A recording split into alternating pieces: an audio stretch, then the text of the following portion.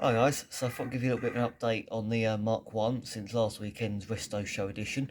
Um, Positive news is I never did get COVID, thankfully, but it was obviously ideal to be isolated because if I'd gone to a massive hall full of thousands of people, it wouldn't have been very fair because it just would have spread like wildfire. So how we've got on is this inner wheel arch and passenger side is all done now. It's waiting to be seam sealed all over and then stone gypped. Driver's side, I had to do a little repair on the suspension turret support because it had a blown spot weld, so we'll cut both skins of metal out, put a new metal in, plugged them back together. So that's all done. Sealed it up back up yesterday as well. I now just need to go over all of the chassis leg that side and the inner arch. There's a little bit of inner arch on the outer side. I've got a seam weld up because I just tacked that in before. But yeah, the inside that I did some rust converting on just needs to be all DA back to nice clean metal.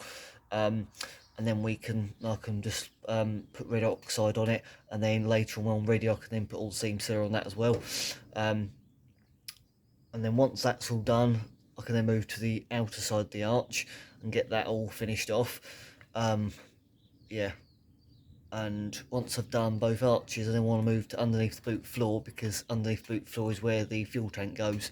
And basically, I don't want to put anything back in place on this car that can allow it to run and drive until the important stuff underneath is done. So I'd rather get the underside all painted up the right way as it needs to be first, then start tackling things like brakes, fuel tank, stuff like that. Because I don't know about anyone else, but there's this sense of adrenaline rush where you get it to a point where you can drive it. You're like, oh, let's go for a drive, let's go for a drive. It's sort of like, actually, I'm going to stop myself doing it this time entirely by just not fitting anything that allows me to drive it.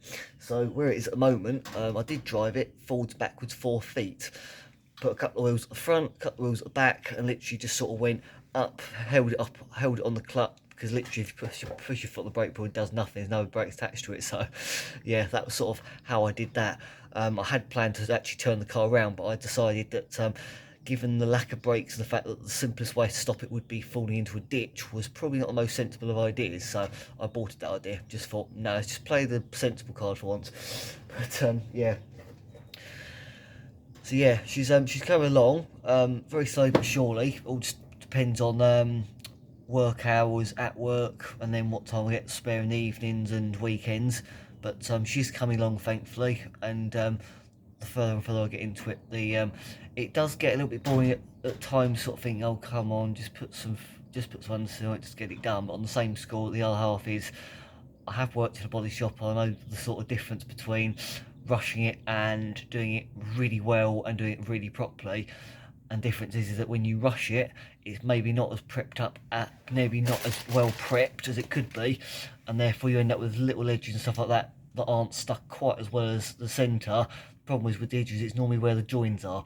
So what happens is it peels away, stuff gets underneath it, it rots out all the seams, and then before you know it, you've got a massive rot repair on the job again. So playing really, really thorough, going right into every little crevice, every edge I can find, make sure it's really well prepped up, really nice and clean, dust free, all that malarkey. Then put the stuff on it, knowing damn well that it's as good as it can possibly be to my standard, to my ability with what I have to do it with. So obviously they so far it can go when you've got limited facilities, limited supplies and resources. So just do the absolute best I can to make sure that when I do get back on the road, it's not going to last 5 minutes and then rot out again. I mean, given the fact that I drove for 3 years before I took it off the road, I'm quite staggered, to be honest. I'm pretty blooming staggered by the fact that how much rot I found in it, because I just think to myself, how the hell was all this here? How the hell did it pass 3 MOTs? But then when you look at it, it was just covered under seal with clean metal on the surface. But obviously pull that off and it was all bare underneath. But the main thing is now, when it does get back on the road, I know damn well what's there. I know damn what's all solid and probably done with thicker metal than it should have. But hey ho, it's nice and thick metal and it's solid metal. That's the main thing. So yeah, I'll try and show you a little bit of the wheel arch later on. If I get 5 minutes, I've got a new phone now, so I'm trying to keep it out of the garage. So yeah, because the all the iron phone and stuff like that don't do phones much good.